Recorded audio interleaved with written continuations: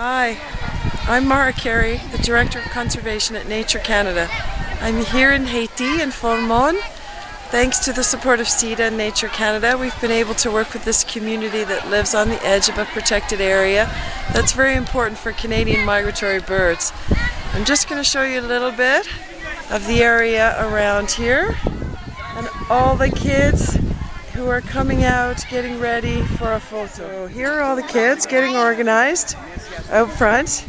Now we go from grade kindergarten to grade 7. There are now 9 teachers and more demand for the school. And as you can see here, we're just on the edge of El Parque Nacional de Macaya. And that is Jean Venmont from the Haitian Audubon Society. Say hello! Hello!